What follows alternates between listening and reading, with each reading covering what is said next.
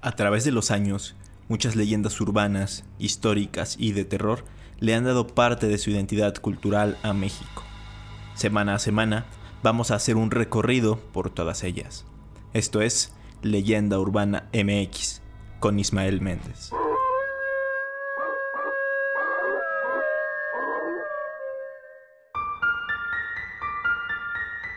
¿Qué tal? Bienvenidos a Leyenda Urbana MX, el programa de los mitos y las leyendas mexicanas.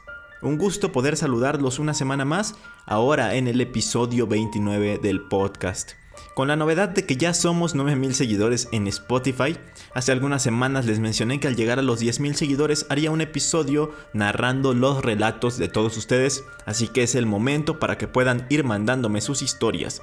Lo pueden hacer a través de mail, por el mail contacto@leyendaurbana.com.mx o a través de un mensaje directo en el Instagram o en el Facebook Leyenda Urbana MX.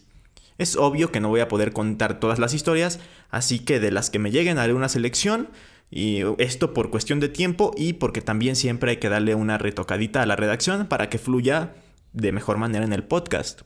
Otra cosa, vayan apartando el sábado 31 de octubre a las 8 de la noche, hora del centro de México, porque voy a hacer un directo a través del YouTube Leyenda Urbana MX para hablar del Halloween, del Día de Muertos y también para charlar con todos ustedes. Y ahora sí, vamos con el episodio de este día, de este domingo, un tema que ya habían estado esperando muchos porque es el de las brujas. Como ya saben, lo enfoco más hacia México, pero a pesar de que sí voy a hacer mención obviamente de las brujas europeas, no me voy a clavar tanto en ellas. Who's there? I be the witch of the wood. Mercy, come out. I be not Mercy. I be the witch of the wood. And I have come to steal ye. Hear me stick a flying through the trees.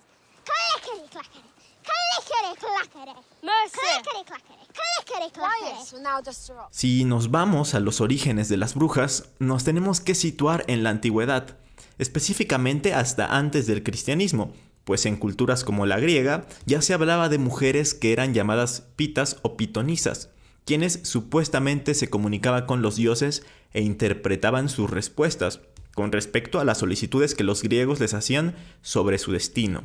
El oráculo de Delfos fue el primer sitio de la antigüedad en donde se consultaban estas cosas. Estaba ubicado en un santuario dedicado al dios Apolo. Quienes jugaron Assassin's Creed Odyssey, el juegazo de Ubisoft, sabrán de lo que hablo.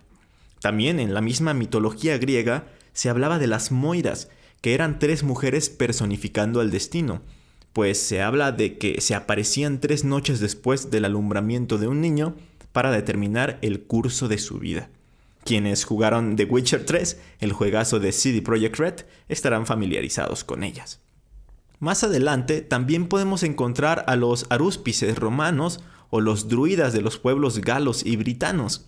O sea que se conocen multitud de casos de brujas anteriores al cristianismo y que no precisamente se consideraban malas, sino que era todo lo contrario. Las brujas y los magos eran prestigiosos miembros de la élite, pero justo esta religión, la cristiana, las empezó a situar como servidoras del diablo. Supuestamente él las seduce y las recluta para que extiendan el mal por la tierra.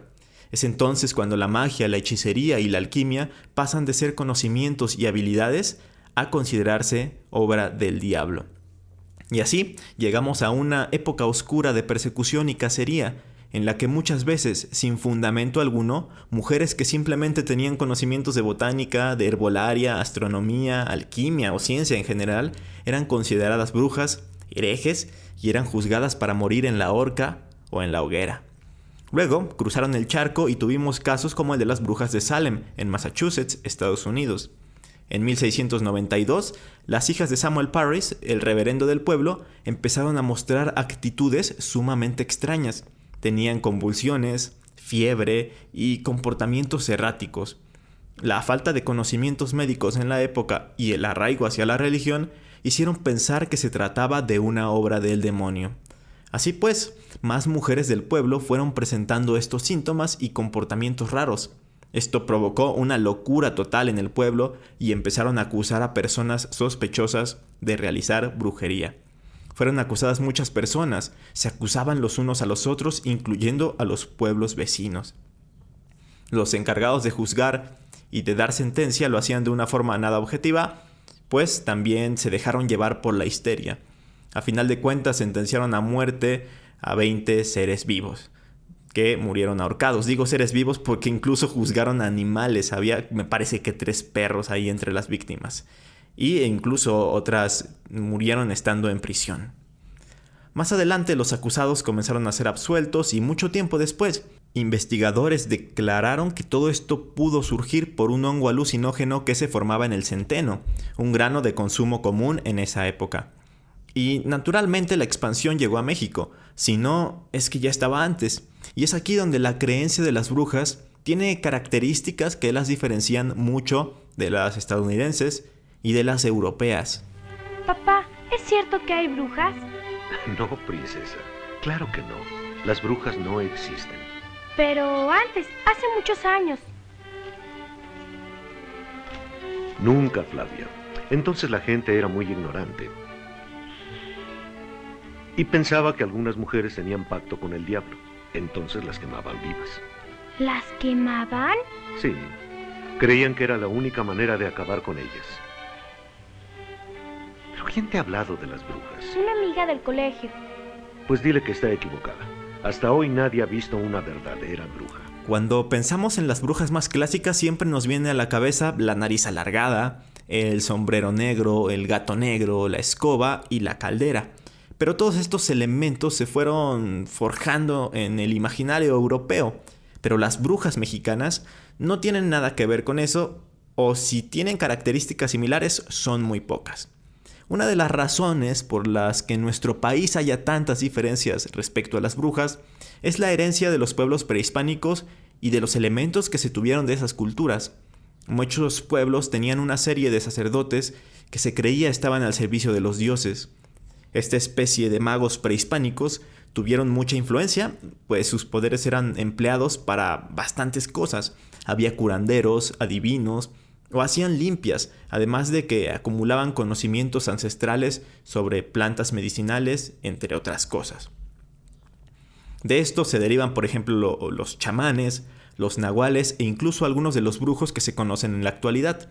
Pero como sabemos, tras la llegada de los españoles y la imposición de la religión católica, muchos elementos se transformaron, entre ellos la figura de las brujas. En muchas localidades rurales del país, se cuenta que las brujas son unos seres sobrenaturales que se alimentan de los niños. Como popularmente se dice, se los chupan. Está la creencia de que tienen especial fascinación por aquellos pequeños que no han sido bautizados.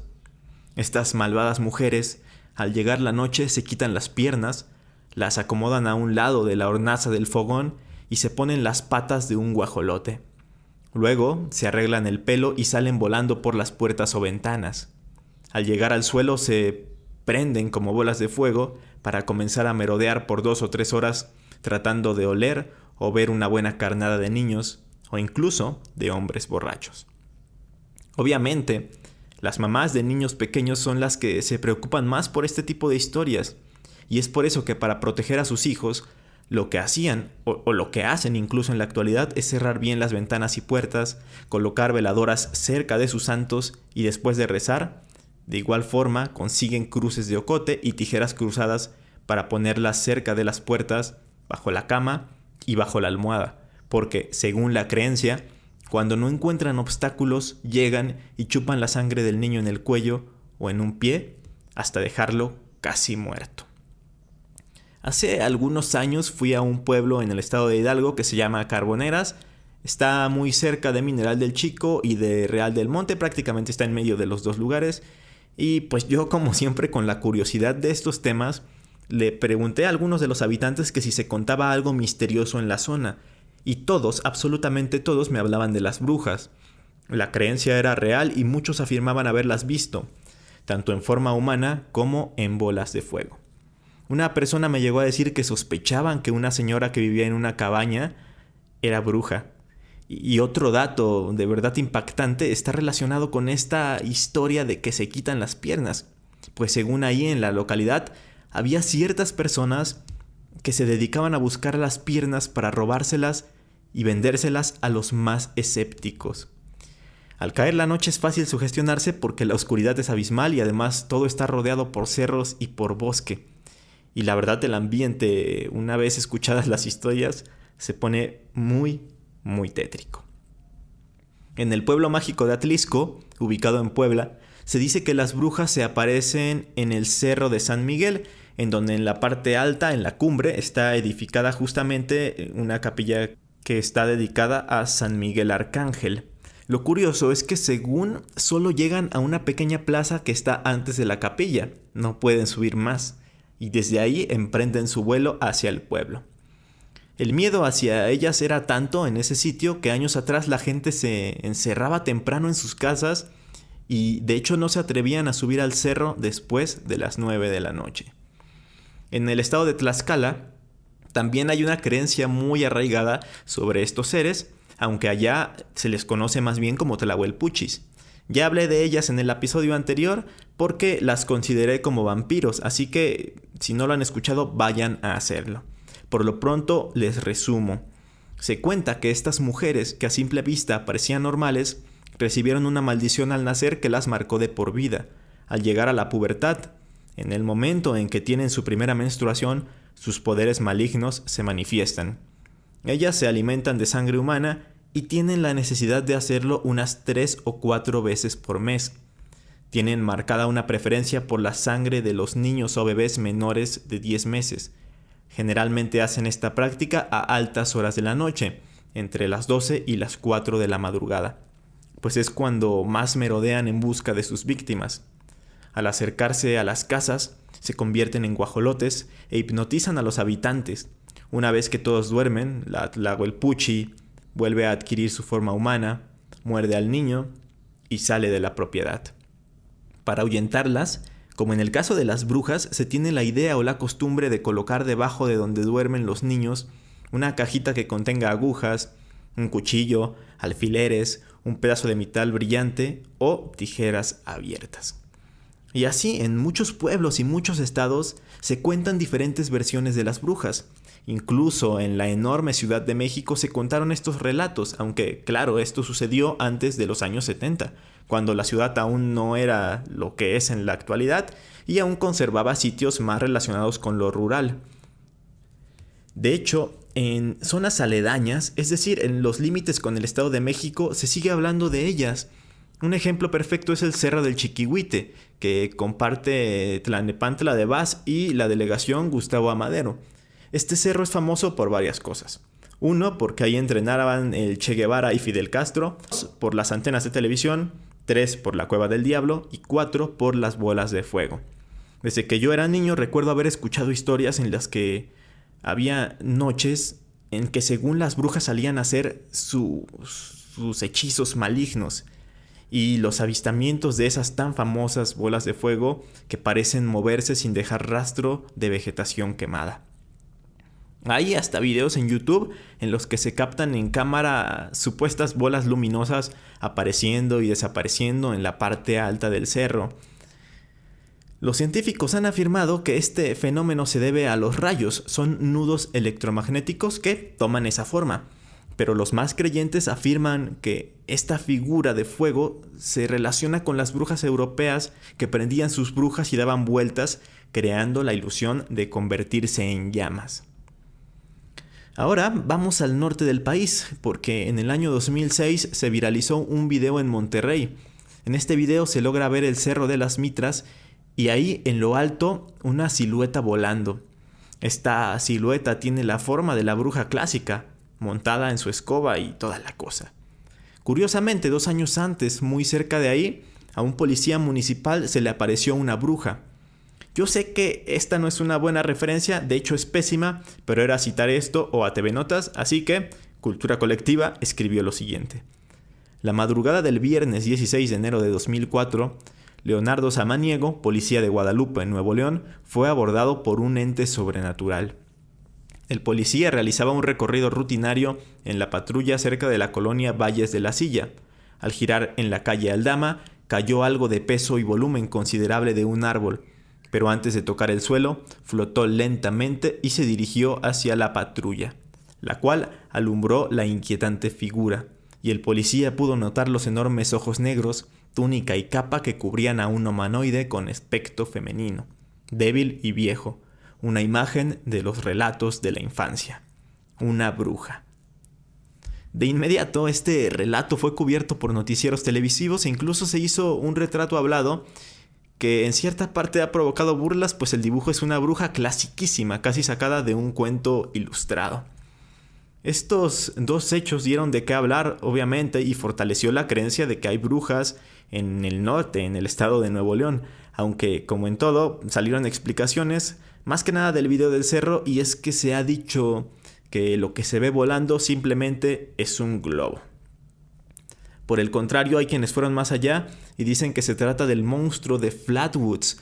Según la criptozoología, este monstruo es una supuesta criatura no identificada, la cual popularmente y en la ufología se le atribuye un origen extraterrestre. Fue avistada por primera vez en el pueblo de Flatwoods, en el condado de Braxton, Virginia Occidental, durante los inicios de los años 50, y es una de las leyendas urbanas más conocidas de los Estados Unidos.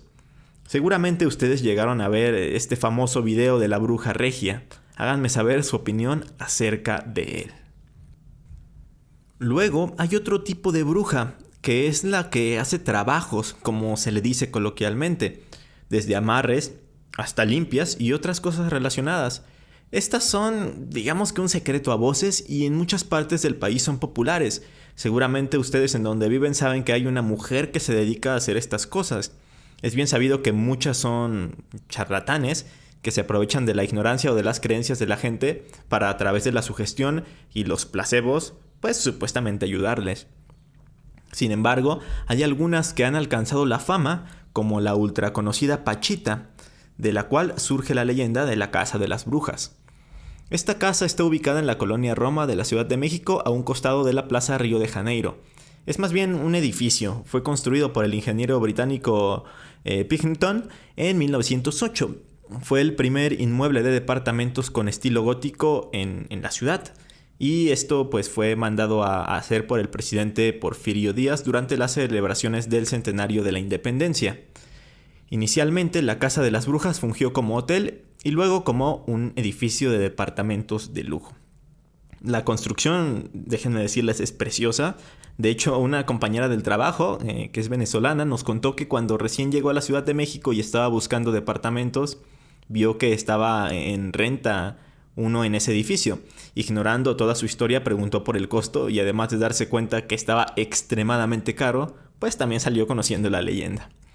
De acuerdo con esta leyenda, justamente en los cuartos de servicio del edificio vivía una chamana llamada Bárbara Guerrero, que era apodada como Pachita. Políticos, empresarios y muchas mujeres de bastante dinero la visitaban para solicitar sus trabajos.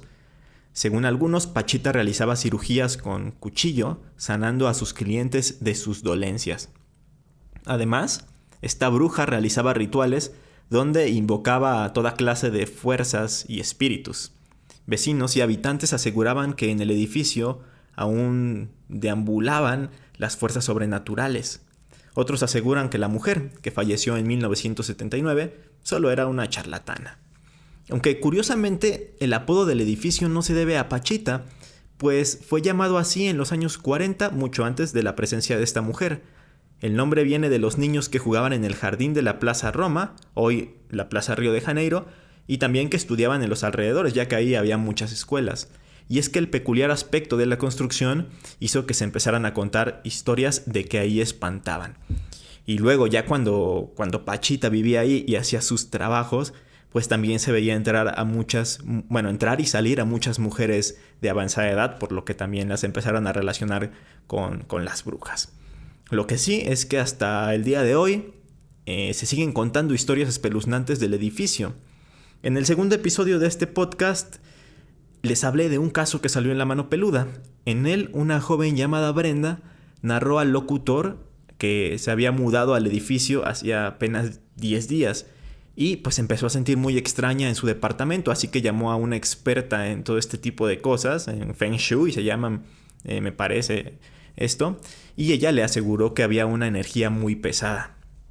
Luego lo que hizo Brenda fue tomar algunas fotos y cuando fue a revelarlas, a imprimirlas, presuntamente aparecieron cientos de rostros de distintas personas. Narró también que desde el primer momento ella escuchaba ruidos, pero pensaba que era la madera del piso o que eran los vecinos. Pero afirmó que después se enteró que no tenía vecinos a los lados y pues también por eso los pasillos estaban siempre vacíos. ¿Todo esto habrá sido por las invocaciones que hacía Pachita décadas antes o tiene que ver con algo completamente diferente? Pues la verdad es que aún no se sabe al respecto o no se tiene la certeza al 100% de a qué se debe todo esto. Sin duda alguna hay muchísimas historias relacionadas con las brujas y no solo eso, también relacionadas con la brujería, como muy bien les comenté en este último relato.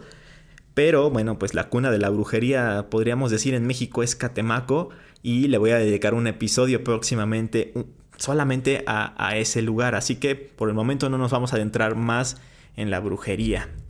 Pero sí, como último punto, quería aclarar algo. Ustedes saben, obviamente saben que me gustan todo este tipo de historias, pero hay algo con lo que no estoy para nada de acuerdo. Y es que ha habido muchos casos de gente que atrapa lechuzas o búhos o hasta otros animales por ignorancia. Cree que son brujas y los enjaulan, los queman y los matan. Por ejemplo, allá en 2018 en Durango se viralizó el video de una supuesta bruja real que habían capturado y encerrado. Obviamente esto causó indignación en redes sociales y en muchas personas, y hasta Oxlack Castro, el youtuber, salió a hablar, subió un video para decir que se trataba de una simple lechuza e invitaba a toda su audiencia a concientizar en todos estos casos. Yo hago la misma invitación para que pues dejen de relacionar a los animales con el mal y no sean atacados y lastimados, así que ampliemos este mensaje, por favor. Hermanos, hermanas, queda una bruja entre nosotros. Demos paso a nuestras salvajes acusaciones. ¡Yahoo! Yo acuso al cinturón de Flanders. Yo acuso a la esposa pérfida. La matamos el domingo. Pues debe haber alguien a quien acusar. Lisa Simpson. ¡Mam, cállate! Me hizo un hechizo. Debo enseñar trasero. Ay. ¿Pero qué se nos ha metido en la cabeza? Esta cacería de brujas se ha vuelto un circo. ¡Ella es la bruja! Llegó la hora de las recomendaciones. El audio que acabamos de escuchar es un episodio del especial de la Casita del Horror de Los Simpson, número 8, perteneciente a la 9ª temporada. Como se pueden dar cuenta, soy muy fan de Los Simpsons, ya que uso audios de ellos frecuentemente. Y en específico este capítulo parodia a la perfección lo que les comentaba al inicio del programa, la cacería de brujas que se empezó a convertir en un circo y que todos acusaban a todos sin ningún fundamento y pues murió mucha gente inocente. Véanlo, es súper recomendado. La imagen que utilicé como portada del podcast pertenece a la película de terror Veneno para las Hadas del director mexicano Carlos Enrique Taboada. Se estrenó en 1984 y habla de dos niñas que empiezan a adentrarse en el mundo de la brujería. Bueno, una de ellas influenciada por la otra. Y la verdad es que es una gran película. No hablaré más de ella porque tengo un episodio completo sobre el cine de Taboada, en el que hablamos más a profundidad con cine culto. Así que los invito a escucharlo si aún no lo han hecho. Si quieren una referencia a las brujas estadounidenses, es imprescindible que vean The Witch, película de 2015. Es una coproducción estadounidense-canadiense y está ambientada en la Nueva Inglaterra del siglo XVII, en donde una familia es expulsada del pueblo en donde viven por una disputa religiosa y se tienen que mudar cerca del bosque donde se cree que hay brujas. De hecho, un bebé, el miembro más joven de la familia, resulta secuestrado por una de ellas. Es una obra maestra del terror moderno y si no la han visto, la verdad es que están perdiendo el tiempo. Ya si hablamos de libros, pues la recomendación obligada es Las Brujas de Salem de 1952, escrito por Arthur Miller. Bueno, en sí es una obra de teatro que está basada en todos los hechos que rodearon a los juicios de Salem. Así que si les interesó lo que les conté al inicio del episodio sobre estos juicios y esta histeria colectiva, pueden leer este libro, esta obra de teatro. Eso es todo por el momento, espero que les haya gustado el episodio y ya saben que pueden complementar el tema en los comentarios o en mis redes sociales. Recuerden también que me pueden escuchar en el programa Magazine 99 a través de Ori Stereo 99.3 los viernes entre las 9 y 10 de la noche. Y pues nos escuchamos como siempre aquí en Leyenda Urbana MX el próximo domingo. Hasta entonces.